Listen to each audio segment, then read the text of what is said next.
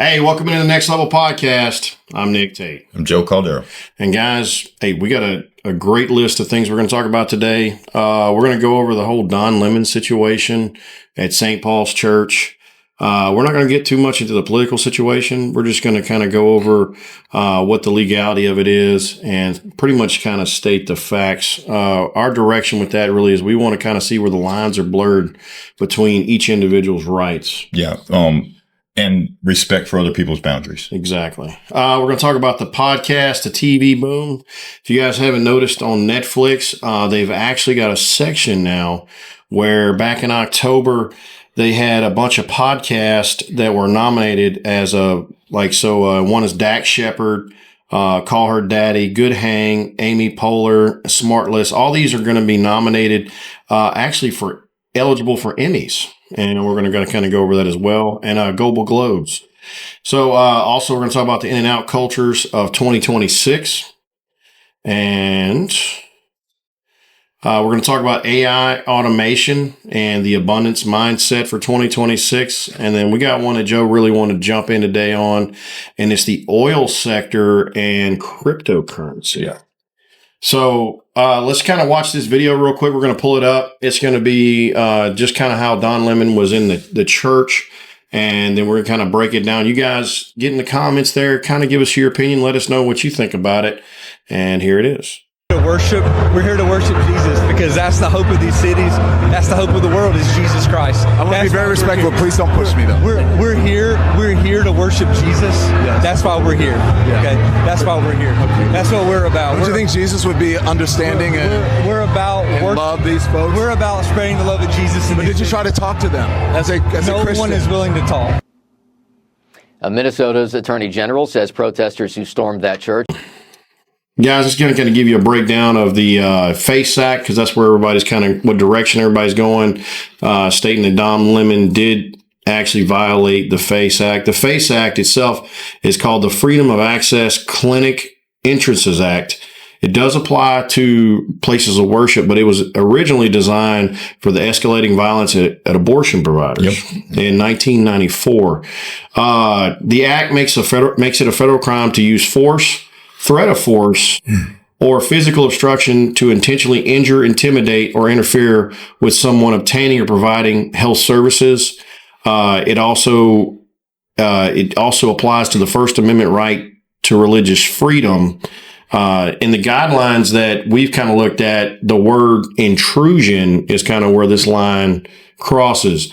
With the FACE Act, these guys are allowed to protest on the streets. They're allowed to protest in front of the church, but they're not allowed to block people from going into the church. Or trespass in the church. And these guys, they were actually just, they were doing their service, and they were very respectful about it. And I think the situation actually could have got a lot worse. But here's the thing we wanted to kind of bring up is, everybody has rights, and it's not just about this situation. There's multiple other situations where your right to something invades someone else's right to either privacy, or maybe they become offended. So kind of what direction do you feel like we go with that? I don't even think it's really rights. It's just personal boundaries, respecting of other people's beliefs, and just trying to be a good person, a good American. And I agree with you on that. I don't know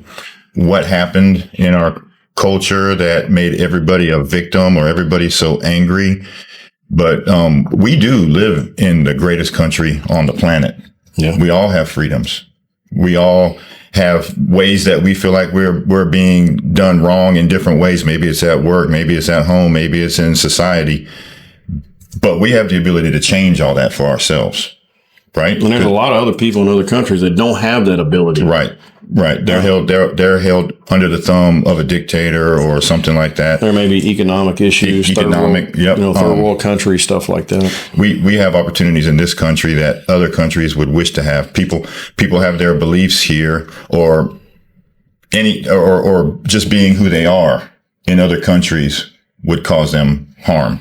Oh, without a doubt. So I think the victim mentality is part of this. I think that people not having boundaries And I know we're on a podcast here, but I also blame social media for a lot of this, because everywhere you look, there's a camera in someone's face and someone's calling themselves depressed and they're trying to post a 30-second video to get clicks and to get views. And they don't care who they offend to get it. And believe it or not, the narrative is always perception. And, you know, me and Joe could take a picture of us doing this podcast right now, and someone can come in with a camera. And even though we have these intentions and our perception of how we're trying to reach out to you, they can skew that by taking small segments of what we say or the way they present it online and change the narrative. And like you said, social media kind of makes it terrible, because there's algorithms to where when you watch things like on TikTok, you know, you start watching certain videos, that's all that pops up. So if you're watching left-wing videos or right-wing videos or whatever the case may be, guess what? All you're going to get is those videos from that one direction. Yeah, people don't show both sides of an argument anymore. There's no, and they want to completely silence the other side. Yeah. They want to shame them into being silent. But this is where I'm coming from. Okay. I do my very best to respect people's boundaries and what they believe. Right. Yes. As long as they don't infringe on my family, my beliefs in my home or my personal space or my children, because I look at it like this in a religious, or even in work. A lot of jobs wouldn't hire me because of your tattoos. Right. Yeah. But that's a personal belief of mine. I like art and I like to wear it on my body. It's nobody else's business what I have. I don't have any gang stuff. I don't have any. But it's kind of a story for you. It's a story. It's a story of my life. Yeah. And nobody would know that because they don't ask questions anymore. Nobody wants to engage in a grown-up conversation and try to understand the other person's perspective. And that's what I really wanted to do with this podcast. I want to talk to other people with another perspective and try to come to a common ground. Yeah. Well, guess what? We started that today. Yeah.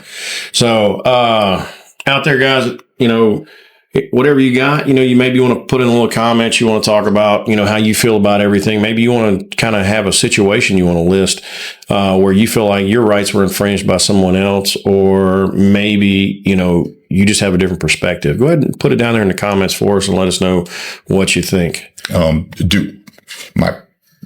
Do I think that it was right to go in there and interrupt? No, but they could have just stood outside. Yeah. But, you know, but who am I to say somebody's right or wrong? I do not throw rocks when I live in a glass house. Right. I can't tell somebody else when they're right or wrong. There are people out there who do that. And you got your law enforcement, you got people like that. If I get way out of line, they're there to make sure I get put back in line. Put you back in place. Huh? Yeah. Okay. All right, guys, we're going to move on to the next subject. We got podcast to TV video boom. We had the Golden Globes Best Podcast held on January 11th, 2026. So, you know, this is kind of ironic that we're on a podcast and like, this is the new trend.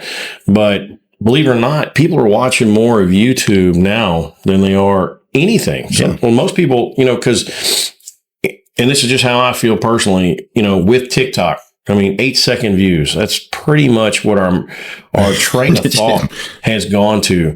So with podcasts, the same thing is just like this video, you may want to see it segmented on timelines because you don't want to watch all our videos. Maybe you don't want to watch what we're talking about with Don Lemon. Maybe you only want to hear about the AI. So what do? You fast forward, you listen to 2 seconds, 2 minutes, whatever. And that's what the ability of podcasting allows you to. Back in the day when you had VCRs, if you watch something, you had to watch the whole thing or you had to fast forward with a button and it took forever. Yeah. And now we can instantly click and get that gratification that we want. Between 10-second and 30-second snippets. And that is where the American attention span has gone. And that's why podcasts have become so popular. Mm-hmm. But yeah, the Golden Globes, they've got the best podcast. Back in October of 2025, there was 25 eligible podcasts. Dax Shepard, Call Her Daddy, Good Hang, Amy. Then you got the Amy Poehler, Smartless, Mel Robbins podcast. And there's several other ones I can go into. But if you guys, y'all tune in to Netflix, you're going to kind of notice now there's actually a section of podcast on Netflix where you can actually watch the podcast that you want, or maybe some newer podcasts that are sponsored by Netflix. And I mean, this is the world we live in today. Right. So years ago was Blockbuster Video. Yep. And then the Redbox put Blockbuster out of Man, that was crazy too. Look, I never saw that coming. No. And then you had Netflix. Well, you had DirecTV, and then you had Netflix, and then all these other ones, and everything before them was becoming irrelevant. DirecTV is irrelevant now. Yeah. You can watch everything you want for free. And when you want, like on Roku TV or whatever, Tubi, you don't have to pay all that money to watch it anymore. No. So what they've done is they've tied your subscription to other things. Yeah. That's why DirecTV and AT&T merged. Yeah, I mean, isn't that crazy? It's crazy, man. I mean, we're in a world today where everything is completely changing. There's always evolution in things. Podcasting just happens to be part of the evolution of cable TV. Right. YouTube has lasted very long, the longest of them all. I think what probably drove podcasting to a bigger thing is reality TV. Yes. Like MTV Cribs or MTV, Real World? Yeah, that was one of the first ones, I think. Mm-hmm. And then now people want to see stuff. People talk. They want to hear, like you guys maybe watch this because you want to hear what our opinion is. Maybe we have the similar opinion. Maybe you don't like our opinion. You want to watch us to hate us. Yeah, and that's fine. And that's the nature of what's going on. We've gone from make believe TV shows to perceptive commentation. Right. If you put on certain TV channels, it's nothing but reality TV. Exactly. Yeah. And some of the shows on there are just absolutely ridiculous, but they've been on there for years because people just like to watch things that are different. And I can't fault them for it. I won't watch some of them, but man, I tell you, you're exactly right. Because if you look at like you said, I got Selling Sunset. That's the one about realtors. It's completely set up. And then now they're everywhere. Mm-hmm. You got Selling Tampa, Selling this, that, and it's just a flood of the same thing. And what it is, I mean, it's beautiful people in beautiful homes, beautiful towns with beautiful prices, and beautiful prices, and the glory of selling those properties at an expensive cost, but it's something that attracts some people. And then you got the murder situation with the ID channel. Everything is geared towards one perception, one narrative. Yeah. I like the ones that are for like dramatic series, for mysteries, crime things. That's my thing. So a lot of people don't like that. I don't fault them for what they like. Some people probably like the love stories or whatever, but I like the crime dramas. Yeah. And that's kind of the direction we're going. We're kind of going with what's current events. And, like I said before, in the other segment I made by myself, we wanted to do this where we can kind of branch out beyond some of the other narratives of like where our other podcasts were at. It's not necessarily for us to put our opinions out there. I mean, this is our opinions. Right. But it's just for people that watch our other podcasts to get to know us as people, not just for fantasy football or not just because of our enthusiasm for music and TV and nostalgic things. We have thoughts, and this podcast hopefully will help us engage with people with different thoughts. I'm 100% open to engagement. I want to talk to people with different thoughts. Oh, yeah. Make me understand. Hey, if you don't believe that, look, I'm going to be honest with you. This is 100% facts with Joe. Someone makes a comment on our Smash Mouth Footballers podcast, and I've got 10 text messages. I can't log in right now, and somebody needs to comment on this guy's stuff. Yeah. And he wants to reach out and talk to everyone. And I want them to just explain to me why you believe that. And then don't forget it with the Smash Mouth Footballers. There's sometimes we make mistakes, and then we gotta own up to them. Oh boy, do we? Yeah, yeah. We're not mind readers, and I just like you. I love people. Yeah, I take people at their face value. I give everybody opportunity to show me who they really are. I don't just make snap judgments at people because of what they might be wearing or what they might look like or what. And I think a lot of that ties to our military service. Yeah. We were around a bunch of different types of people. You get thrown into a mix of people of different cultures, ages, opinions, everything. It doesn't matter what your skin color is. Guess what? You got to save each other's butt from the bad guys. Religion, all that. It doesn't matter to me. It does not matter one bit to me. If you're a good person, you're welcome here. Right. That's all that matters. And it's not about, I'm picking you out because of this. Like Joe said, that's one of the biggest issues in the world today is if you did something wrong to me or I feel like you're not a good person and I express that, the narrative turns into something completely different. It's because you don't like me because no, you didn't do your job. You offended me or whatever the case may be. I dare you to do something with my children and see what happens. But the point is that it's, for people like us, we don't care because, we've had to have other people that we've had to have their backs and they've had to have our backs, that it didn't matter where they came from, what part of the world they came from. I've met people from Texas. I've met people from New England, from, Florida, California. And a lot of my friends, because of where we travel to in the military, they moved to these other locations because of their experience. I had another blessing as a child. My father was in the military for 32 years and I lived in Germany. I've been all over the world. And in my military service, I've met people from everywhere. There are good people out there. Oh, yeah. And when you look at these social media, these TikToks, these Instagrams, most of them are showing just the bad side. Right. Because that's what sells. Between sex and bad stuff, that's what sells. Sex and violence is what sells. Yep. What we plan on doing is showing the good side of people and the good side of society. That's not going to be pretty for a lot of people. Yeah. But I'm not willing to sell my soul to go down a hole that I don't believe in. So this is what we're going to do. That's what we're going to do. All right, let's move on. We're going to talk about AI, automation, and the abundance mindset. Guys, AI is out there. And honestly, we use that on our podcast. Yeah. To save us a lot of time. When we create these podcasts, there's a lot of editing that goes into it. You have to give a summary in the YouTube description page. And, that's kind of hard because we don't, we may have information in front of us when we make this, but the time that it would take for us to sit down and summarize what we talked about is immense. I mean, I've seen AI. So when AI started, they blamed it for helping children cheat at school, right? Stuff like that. But now they're bringing back people who have been dead for years and having them dance on videos and stuff, man. It's absolutely amazing. AI has won me over.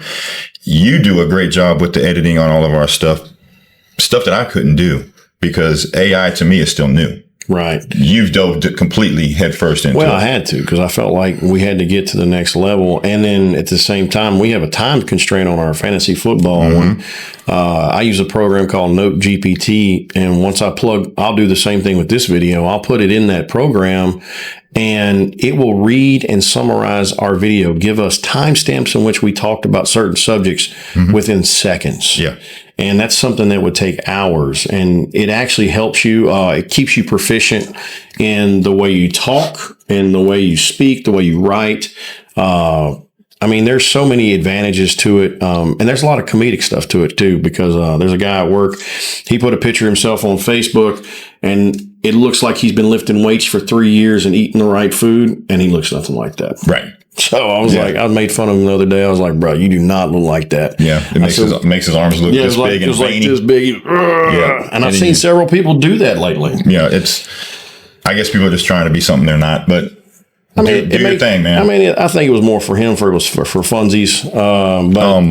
But you can get on AI and tell him, write me an old style, write me a grandma style recipe for chicken and dumplings. Oh yeah. And it'll do it.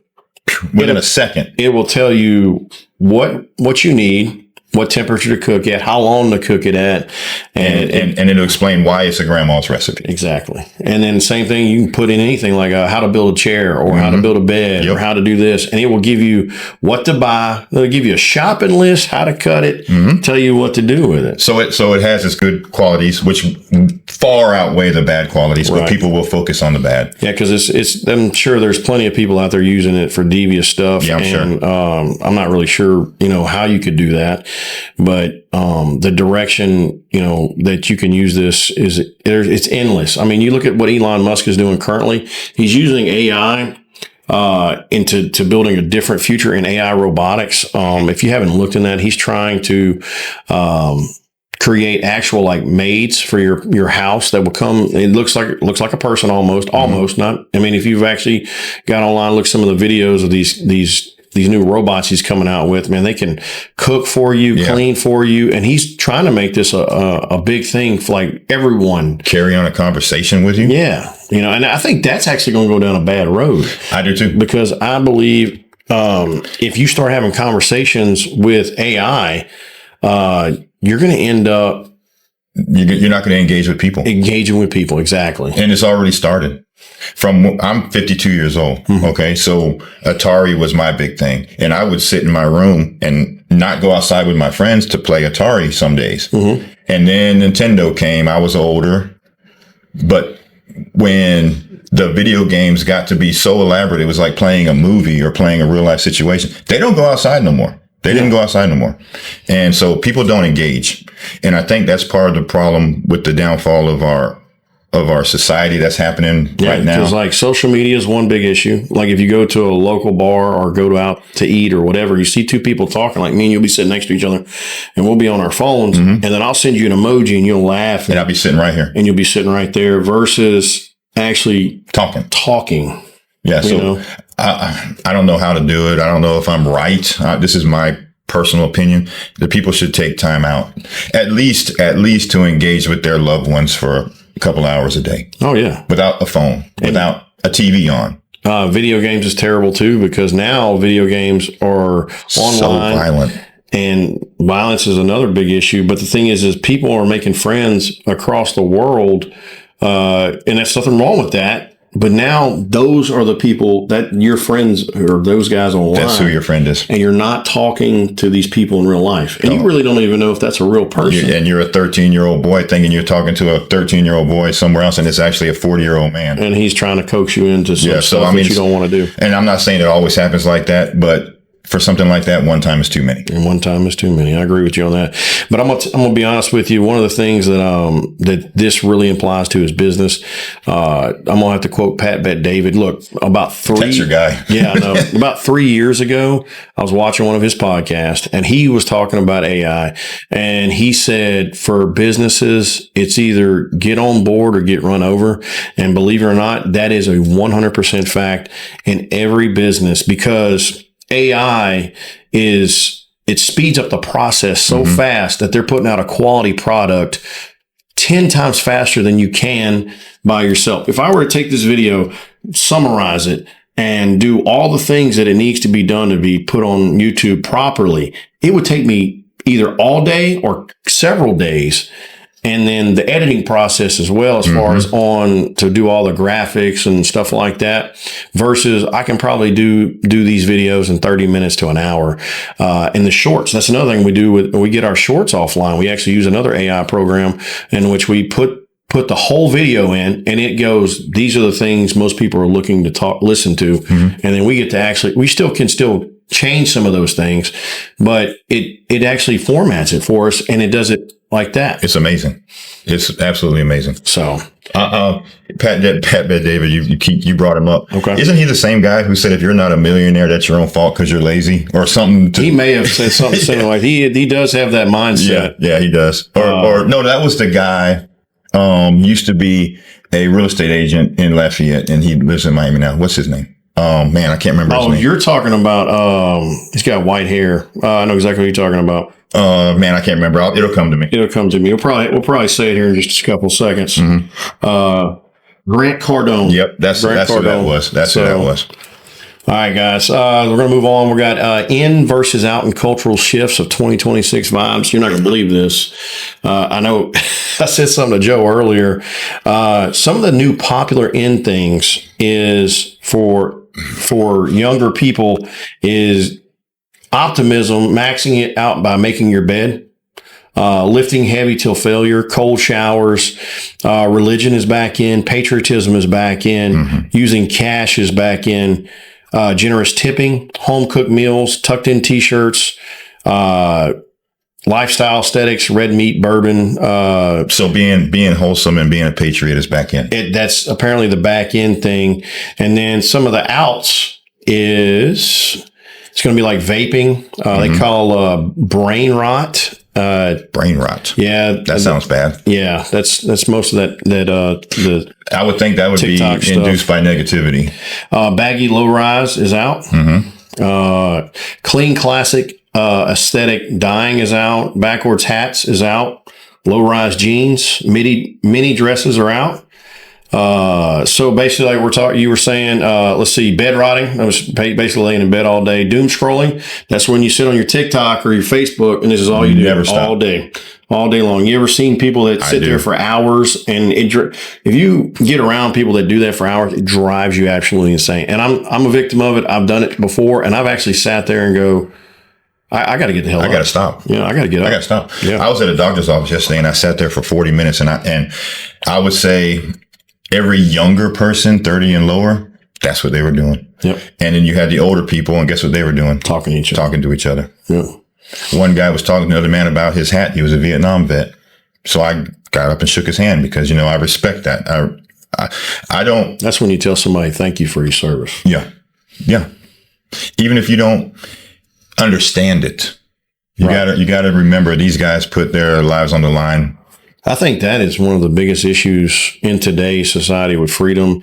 A lot of these blurred lines that we were talking about earlier is we have been so far away from a real war or real sacrifice in the United States to keep our freedoms that those people, younger people, and even, older people to a certain degree, never experienced the sacrifice or understood the sacrifice that their parents, because at this time it would be their great grandparents or whoever made, or like you said, you're in a military family, your father being deployed all the time, and the sacrifices he made to make sure that we could be safe at home every day. My deployments, yours. Yeah. I mean, I did it happily. Right. I didn't think twice. I didn't try to get out of it. I was in a rapid deployment unit where you had 24 hours to get your stuff in order and you're on an airplane. Yep. I loved it because I knew I was doing something good for your country. Yeah.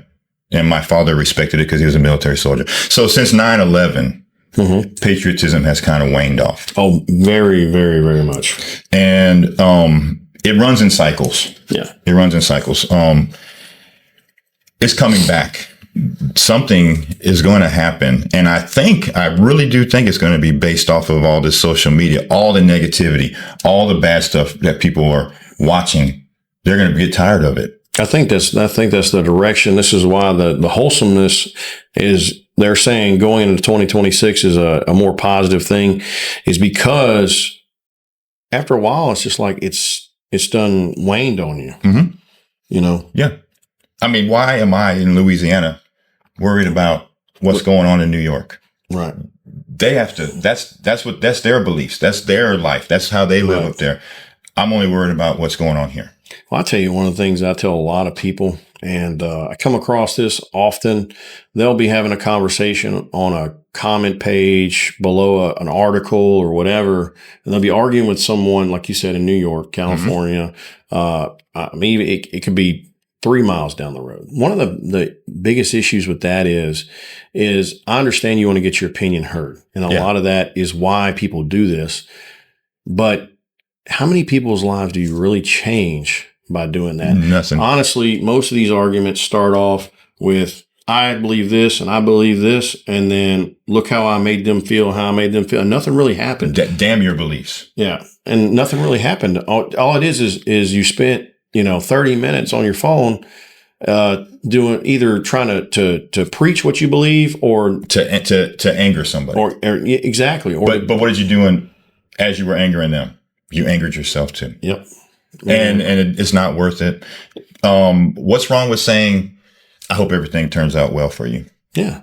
What's wrong with that? What's wrong with caring about I think another that's human one of being? the biggest issues we have today in society is I want to get ahead so bad that I want to hurt you to get there. And honestly, it's not worth it. I will not do it. You know, we worked together for years. Right. I'm retired now, but I had to me was one of the greatest.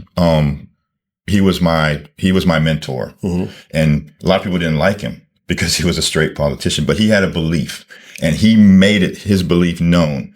You treat your people good, your people will treat you good. No, man, I believe that too. I know exactly what you're talking about. Yep. And that has completely gone away in life. And believe it or not, he's one of my mentors as well. Yeah. So yeah, he was, I mean, he's still a good man. I haven't talked to him in a little while, but, I've kept that right here. Even when I was in management when I worked before, I made sure that I did that. And it goes a long way because people want to work for you that way. Yep. You know, when you care, when you show them that you care and that you teach them and you give them expectations and you bring them to your level, a lot of people, you can take someone who you feel like is of lesser value and find good in them. And then you can encourage and inspire them. And believe it or not, they run with it and they become different people and they grow. That's the type of leadership that you really want in life. That's the type of people that we should be encouraged to be. Just like if anybody came to us today and asked us for help with podcasting, we're not the best at it, but we would help you. Come watch. We would help you do whatever you needed to do to do the things that you wanted to do. Yeah. There's no secrets. Yeah. And we want to help. You said, like maybe a lesser person. I know that you're like me.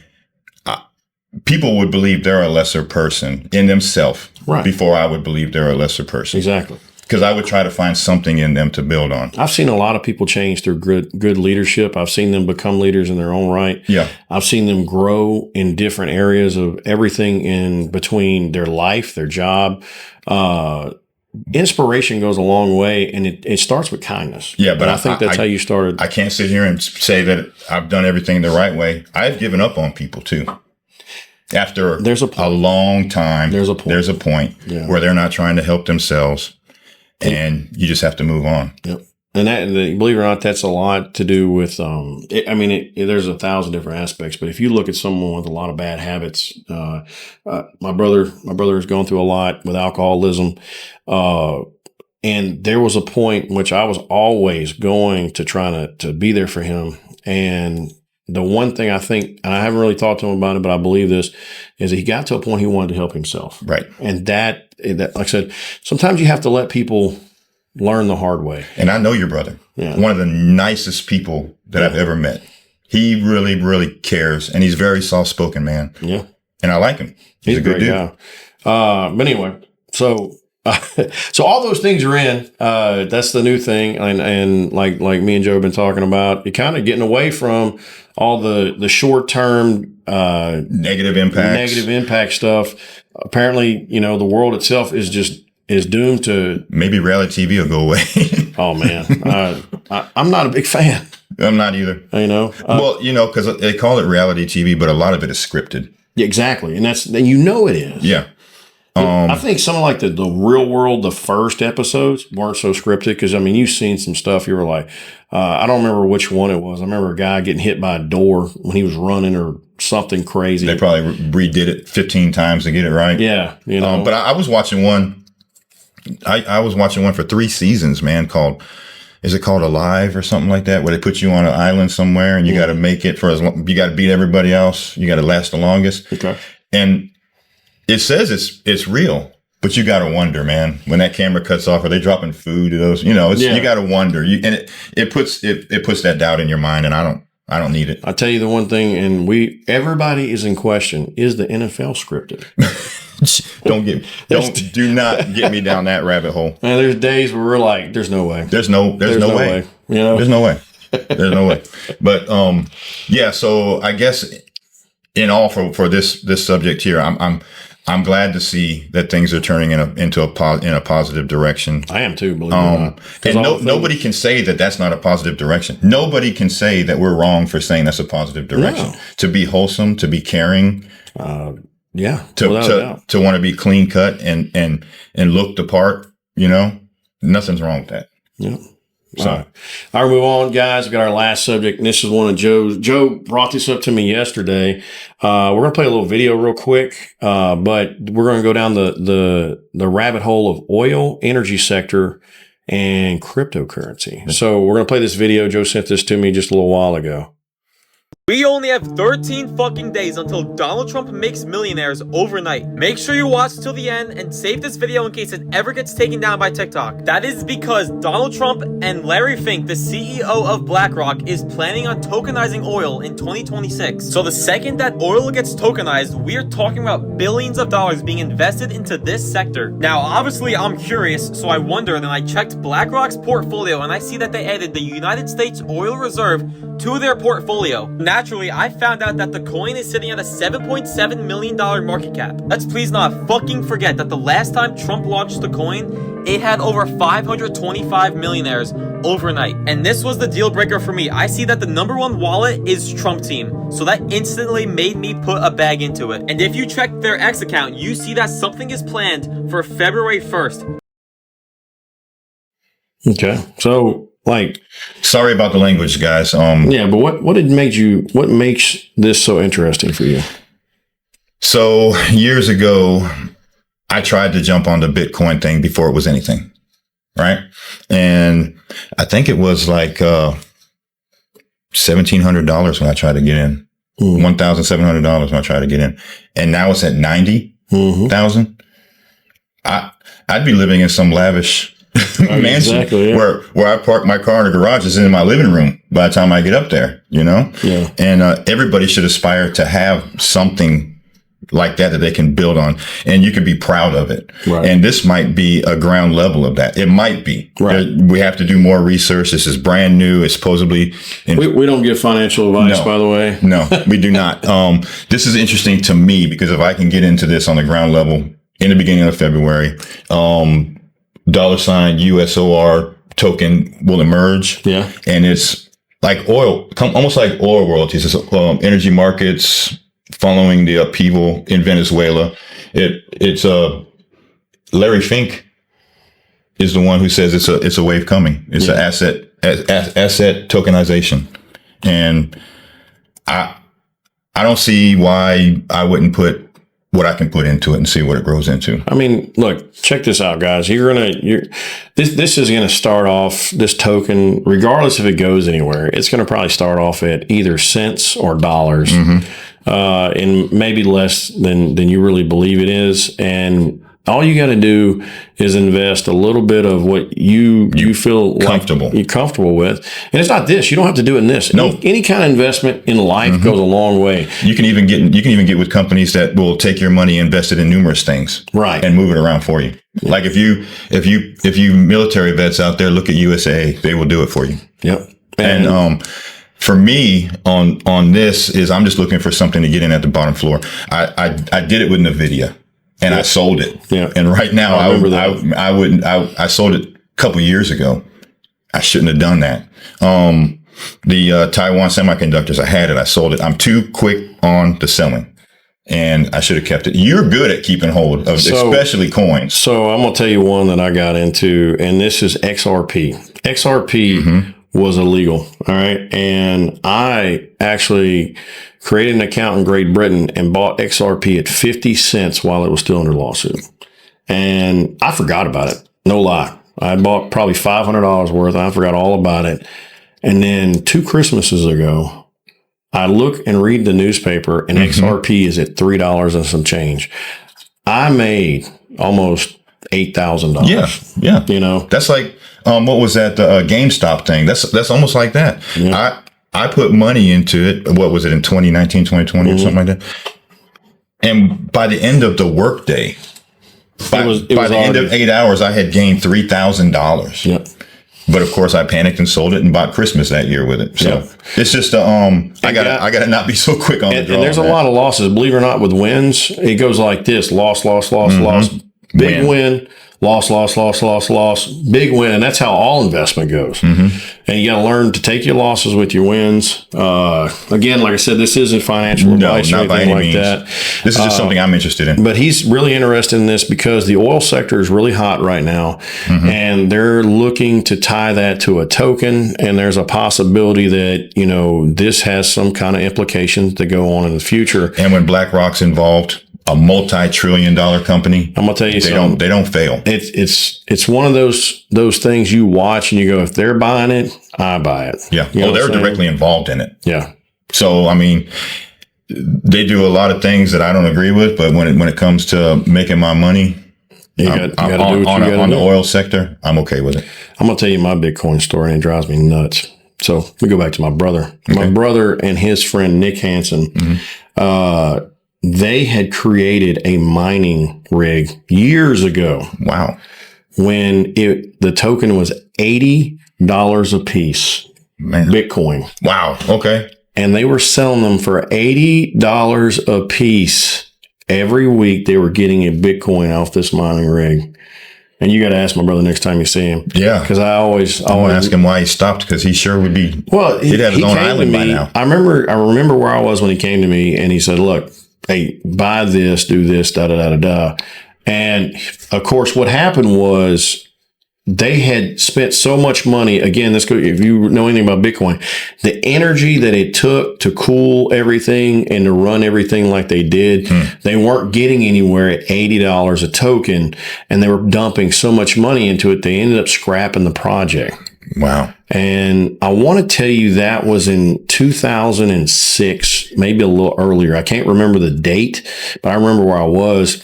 And I never bought into it or nothing like that. And I, even to this day, I'm like, man, if you'd have kept all those tokens you made, how would you be? And he just like, don't talk to me about it. That's why they say the rich get richer.